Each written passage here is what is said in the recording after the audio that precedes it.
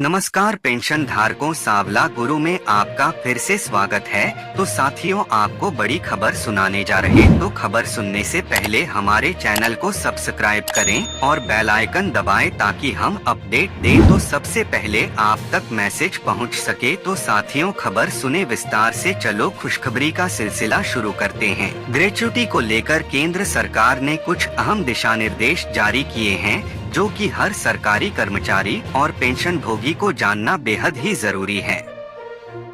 अब आपके मन में किसी भी प्रकार की शंका नहीं रहेगी। ग्रेच्युटी को लेकर सभी नियम केंद्र सरकार ने प्रश्नोत्तर के माध्यम से बताए हैं। तो चलिए सभी बातों को एक एक करके प्रश्नोत्तर के माध्यम से जान लेते हैं। केंद्रीय सिविल सेवा पेंशन नियमावली 2021 के तहत ग्रेच्युटी की रोकी गई राशि का सरकारी आवास को वास्तविक रूप से खाली किए जाने पर संपदा निदेशालय द्वारा बेबाकी प्रमाण पत्र प्रस्तुत करने के तत्काल बाद भुगतान कर दिया जाएगा। संपदा निदेशालय यह सुनिश्चित करेगा कि सरकारी कर्मचारी द्वारा सरकारी आवास खाली करने की वास्तविक तिथि से 14 दिनों की अवधि के भीतर उसे बेबाकी प्रमाण पत्र दे दिया जाता है और आवंटी द्वारा देय लाइसेंस शुल्क और नुकसानी की बकाया राशि का समायोजन करने के बाद वापस की जाने वाली रोकी गई अतिरिक्त राशि पर सरकारी कर्मचारी द्वारा सरकारी आवास खाली करने की वास्तविक तिथि से ग्रेच्युटी की रोकी गई अतिरिक्त राशि वापस करने की तिथि तक संपदा निदेशालय द्वारा सरकारी कर्मचारी के संबंधित लेखा अधिकारी के माध्यम से आवंटी ब्याज पाने का हकदार होगा। नहीं, मृत्यु उपदान, सेवानिवृत्ति उपदान और पेंशन की संराशीकृत राशि पर आयकर से पूरी तरह छूट है।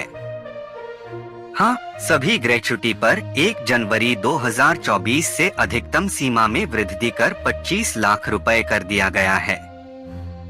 पहले यह सीमा 20 लाख रुपए थी। उपदान की गणना करते समय सेवानिवृत्ति की तिथि को लागू महंगाई भत्ता भी वेतन के साथ जोड़ा जाएगा नहीं। पीएओ द्वारा निर्धारित सेवानिवृत्ति मृत्यु ग्रेच्युटी की राशि की सूचना कार्यालय प्रमुख को दी जाएगी। कार्यालय प्रमुख सेवानिवृत्त सरकारी कर्मचारी या नामिती परिवार जो भी लागू हो को आहरित धनराशि वितरित करेगा। कार्यालय प्रमुख द्वारा निर्धारित और आकलित सरकारी देय जो सेवानिवृत्ति की तारीख को बकाया रहती है उसे सेवानिवृत्ति ग्रेच्युटी की राशि से समायोजित किया जाएगा। सरकारी देयों का आशय लाइसेंस शुल्क की बकाया राशि सहित सेवानिवृत्ति की तिथि के बाद अनुमत अवधि से परे सरकारी आवास के कब्जे व आवास में हुई किसी क्षति यदि कोई हो से है और इसके साथ साथ सरकारी आवास से संबंधित बकाया राशि भी शामिल है। सरकारी देय राशि में गृह निर्माण अग्रिम, वाहन अग्रिम या कोई भी अन्य अग्रिम का बकाया एवं वेतन का अधिक भुगतान तथा भत्ता या अवकाश वेतन का और टीडीएस की बकाया राशि आदि का अधिक भुगतान शामिल है। यदि मृत्यु ग्रेच्युटी कुटुंब के एक नाबालिग सदस्य को प्रदान किया जाता है तो नाबालिग की ओर से यह अभिभावक को देय होगा।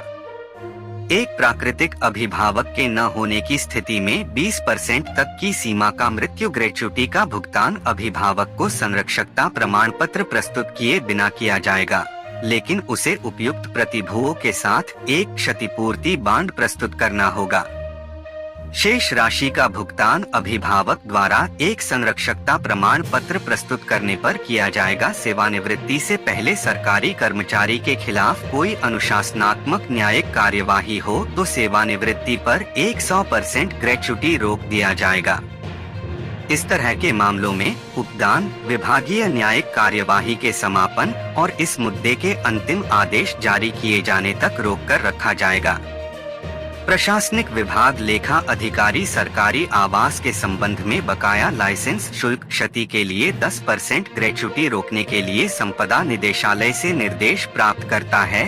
यदि किसी विभागीय या न्यायिक कार्यवाही में पेंशन भोगी को सेवानिवृत्ति के उपरांत पुनर्नियोजन सहित सेवा के दौरान किसी घोर कदाचार या लापरवाही बरतने का दोषी पाया जाता है तो राष्ट्रपति के पास स्वयं पेंशन या ग्रेच्युटी अथवा दोनों को पूर्णतः या अंशतः रोकने या पेंशन या उसके किसी अंश को किसी निश्चित अवधि के लिए या स्थायी तौर पर बंद करने और पेंशन अथवा ग्रेच्युटी से वसूली का आदेश देने का अधिकार सुरक्षित है। विभागीय न्यायिक कार्यवाही के बाद सरकारी कर्मचारी को पूरी तरह से बरी कर दिए जाने पर ग्रेच्युटी का भुगतान अंतिम आदेश के जारी किए जाने के बाद किया जाएगा।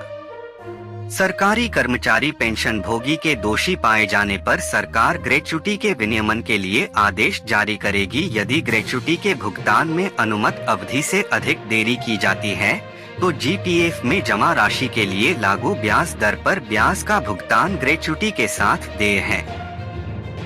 ग्रेच्युटी के विलंब से भुगतान के हर मामले में प्रशासनिक मंत्रालय विभाग के सचिव द्वारा विचार किया जाएगा और यदि यह देरी प्रशासनिक कारणों से हुई है तो प्रशासनिक मंत्रालय विभाग के सचिव ब्याज के भुगतान की मंजूरी देंगे। ऐसे सभी मामले में जहां ब्याज प्रशासनिक मंत्रालय विभाग के सचिव द्वारा स्वीकृत की गई है, ऐसे मंत्रालय विभाग जिम्मेदारी तय करेंगे और ग्रेच्युटी के भुगतान में देरी के लिए जिम्मेदार सरकारी कर्मचारी या कर्मचारियों के खिलाफ अनुशासनात्मक कार्रवाई करेंगे। उत्तर प्रदेश सरकार के अंतर्गत बिजली कर्मचारियों के लिए बहुत ही बड़ी खुशखबरी आ चुकी है। दरअसल उत्तर प्रदेश सरकार के अंतर्गत आने वाले बिजली विभाग ने 26 अप्रैल 2024 को एक आदेश जारी किया था जिसमें कहा था कि 50 साल के ऊपर के जो कर्मचारी हैं उनकी स्क्रीनिंग की जाएगी। अगर स्क्रीनिंग में वे उपयुक्त नहीं पाए जाते हैं तो उनको अनिवार्य सेवानिवृत्ति दिया जाएगा। इस आदेश में कहा गया था कि 30 सितंबर 2023 को जिनकी आयु 50 वर्ष पूरी हो चुकी है, ऐसे कर्मचारी अगर आगे की सर्विस करने के लिए उपयुक्त नहीं पाए जाते हैं तो ऐसे कर्मचारियों को अनिवार्य सेवानिवृत्ति दे दी जाएगी। उत्तर प्रदेश सरकार के अंतर्गत विद्युत विभाग की तरफ से जो आदेश जारी किया गया था उसमें कहा गया था कि 30 सितंबर 2023 को जिनकी आयु 50 साल पूरी हो चुकी है, ऐसे समूह और समूह के कर्मचारियों की स्क्रीनिंग करनी है। अगर वह उपयोगी नहीं पाए जाते हैं तो उनके कार्यकुशलता की समीक्षा करके उनको अनिवार्य सेवानिवृत्ति दे देनी है। विद्युत विभाग के इस आदेश के बाद 50 साल या उसके ऊपर के जो कर्मचारी हैं, उनमें हड़कंप मच गया था।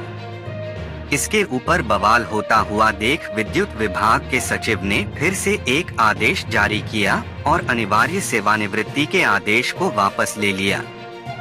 ऊर्जा मंत्री के हस्तक्षेप के बाद रविवार को निदेशक कार्मिक एवं प्रशासन विकास चंद्र अग्रवाल ने पूर्व में दिए गए निर्देश को निरस्त करने का आदेश जारी किया। इस आदेश के बाद अब 50 साल या उसके ऊपर के कर्मचारियों पे नहीं गिरेगी गाज, अब उनकी स्क्रीनिंग नहीं की जाएगी। कुछ कर्मचारियों ने इस पूरे मामले को ऊर्जा मंत्री ए.के. शर्मा को अवगत कराया था। उसके बाद इस मामले को ऊर्जा मंत्री ए.के. शर्मा ने गंभीरता से लिया। उन्होंने इस प्रकरण में विभागीय अफसरों को फटकार लगाई। इसके बाद उन्होंने इस आदेश को निरस्त कर दिया। पावर कारपोरेशन की ओर से 50 साल से अधिक उम्र वाले कर्मचारियों की स्क्रीनिंग करने का आदेश दिया गया था। विद्युत वितरण निगमों ने इसकी सूची बनानी शुरू की। कई निगमों ने समूह घ के कर्मचारियों के खिलाफ चल रही जांच रिपोर्ट, लंबे समय से अनुपस्थिति, बीमारी, कार्यकुशलता आदि के आधार पर स्क्रीनिंग कर सूची तैयार कर ली गई थी।